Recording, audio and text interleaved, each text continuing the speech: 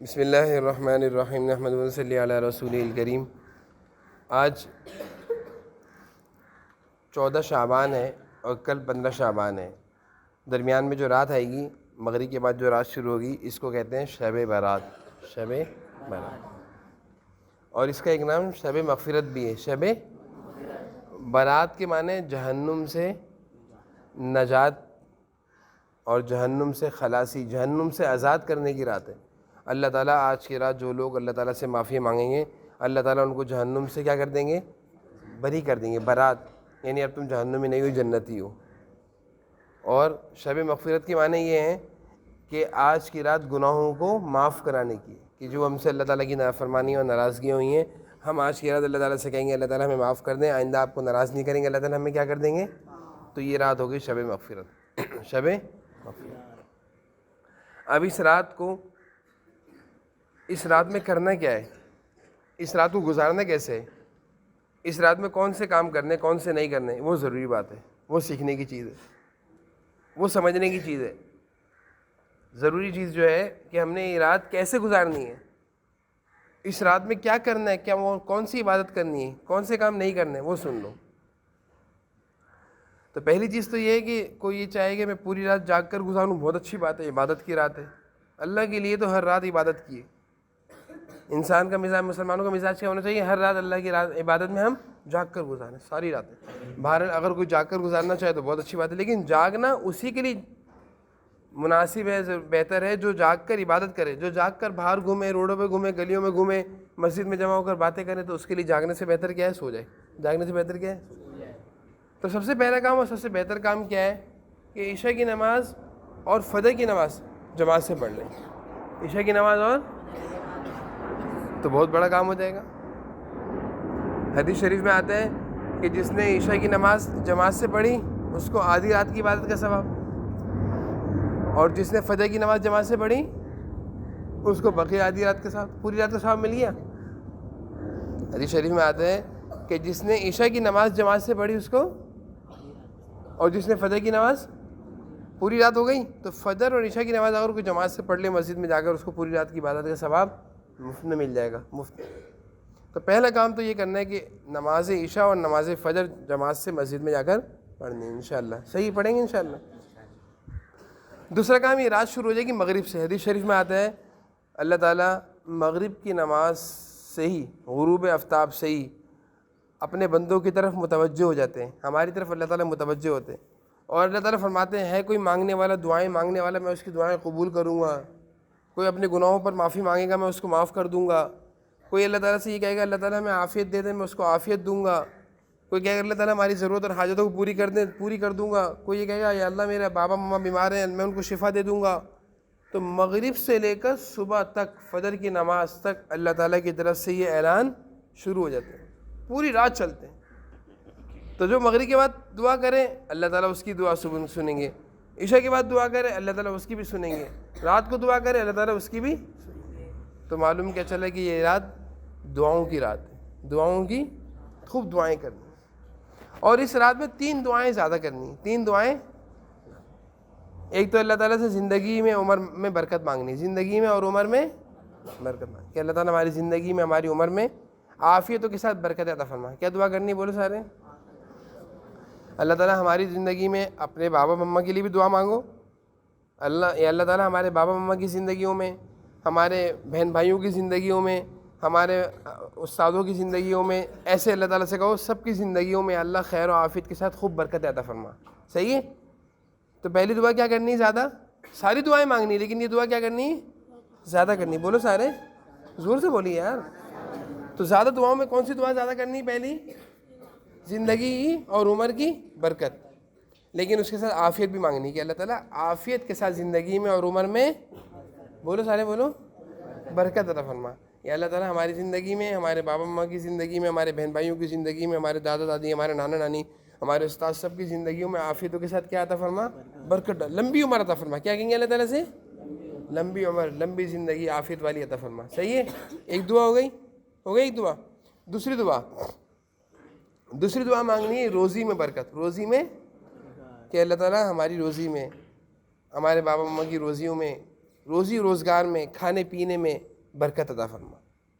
تو روزی روزگار میں برکت کی دعا مانگنی. دو دعا ہو گئیں، دو دعا ہو گئی ہیں. تو روزی روزگار، کھانے پینے کی چیزوں میں برکت، یہ بہت مانگنی ہے. اللہ تعالیٰ کھانے پینے کی چیزوں میں برکت عطا فرما، روزی روزگار میں برکت عطا فرما. اللہ کھانے پینے میں کبھی تنگی نہ ہو، کبھی پریشانی نہ ہو، کبھی ہم کسی طرح پریشان نہ رہیں.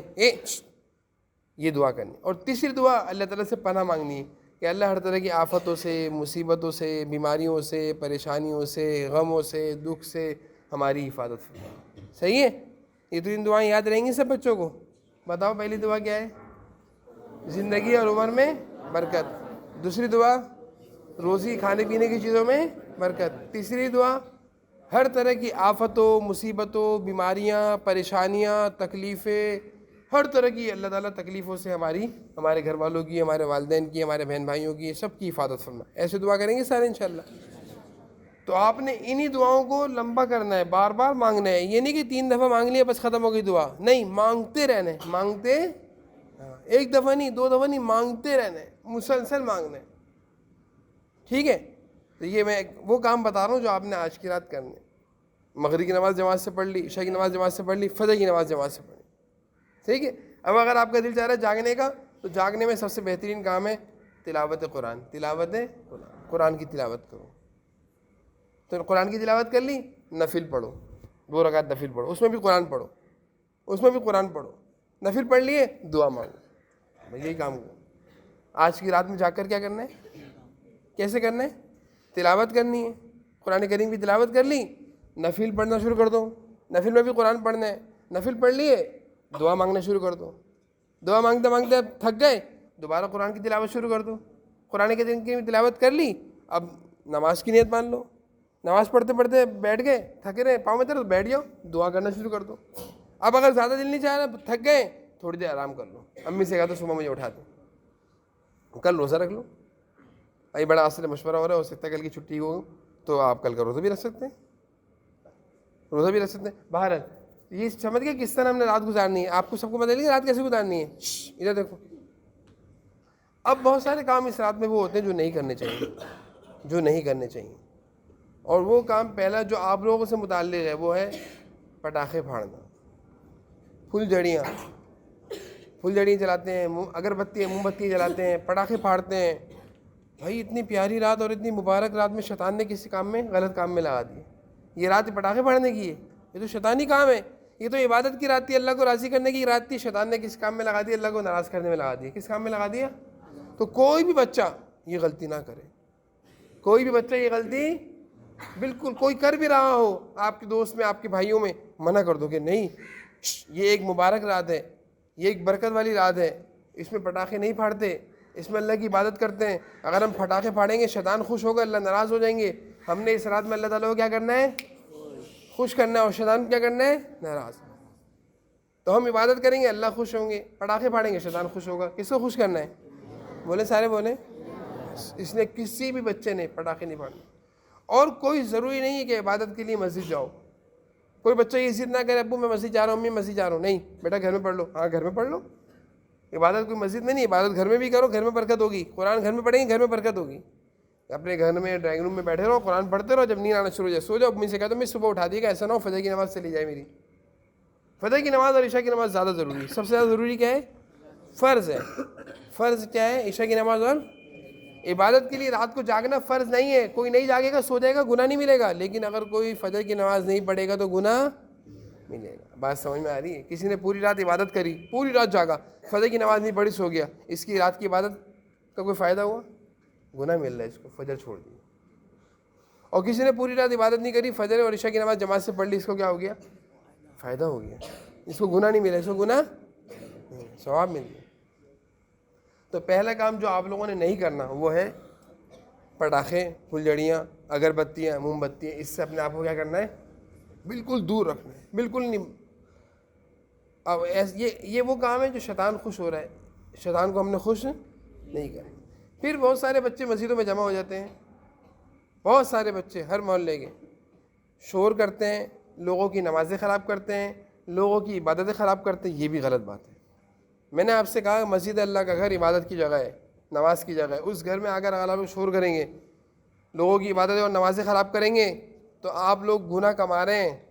ان بچوں میں سے مت بنیے گا جو بچے مسجدوں میں آتے ہیں عبادتوں کی راتوں میں, رمضان کی راتوں میں, تراویحوں میں آ کر شور کرتے ہیں, نمازیں نہیں پڑھتے, بھاگتے ہیں پیچھے.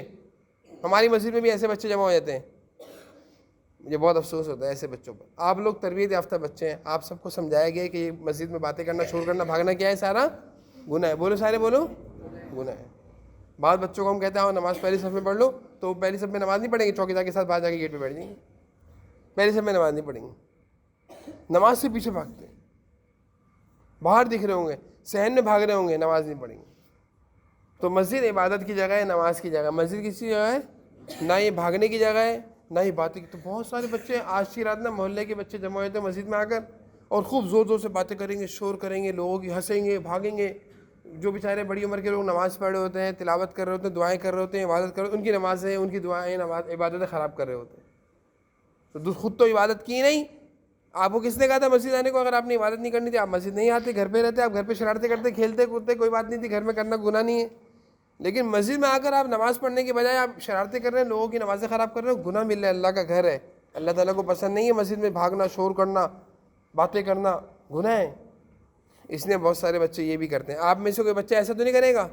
مسجد جائیں اگر آپ نے جانا ہے, نہیں تو گھر میں عبادت کریں, لیکن مسجد جانے کے بعد شور شرابہ, باتیں نہیں کرنی.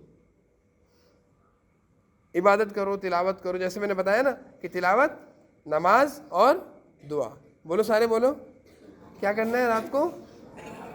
تلاوت, نماز اور دعا, یہ تین کام کرنا. اور دعا کون سی تین مانگنی ہے وہی پتہ ہے نا آپ کو؟ درازی عمر, لمبی عمر, دوسرا روزی میں برکت, اور تیسرا آفتوں, مصیبتوں, بیماریوں, پریشانیوں سے حفاظت, پناہ, اللہ کی پناہ, اللہ تعالیٰ کی پناہ. تو یہ چند چیزیں ہیں. اس کے مطابق آپ, میں نے اتنی سی وقت میں آپ کو ساری رات کا خلاصہ بتا دیا. یہ اس کے مطابق اگر رات گزار لیں گے آپ, تو آپ کی رات قیمتی بن جائے گی. عبادت گزاروں میں آپ کا نام لکھ دیا جائے گا. عبادت گزاروں میں حضور صلی اللہ علیہ وسلم اس رات میں بہت عبادت کرتے. ویسے آپ صلی اللہ علیہ وسلم تو روزانہ رات کو عبادت کرتے تھے. صرف اس رات کی عبادت نہیں, آپ نے ہر رات میں عبادت کری, لیکن اس رات کی عبادت کو آپ نے فرمایا ہے حدیث میں کہ یہ عبادت کی رات ہے, یہ مغفرت کی رات ہے, یہ اللہ تعالیٰ سے دعائیں مانگنے کی رات ہے. اس لیے اس رات کو خاص طور پر عبادت میں گزارا جاتا ہے. ویسے تو ہر رات اللہ تعالیٰ کی عبادت کی رات ہے, ہر رات عبادت کی رات. تو جو باتیں میں نے بتائیں اس پر عمل کریں گے انشاءاللہ. بازاروں میں تو نہیں گھومیں گے, ہاں گلیوں میں تو نہیں گھومیں گے, پٹاخے وغیرہ تو نہیں پھاڑیں گے نا, بس مسجد میں رہیں, مسجد میں رہیں یا پھر گھر میں رہیں. تو یہ چند چیزیں تھیں جو ضروری تھیں بتانے کی آج کے حوالے سے. اب یہ کہ آپ لوگ کلاسوں کی طرف جائیں انشاءاللہ.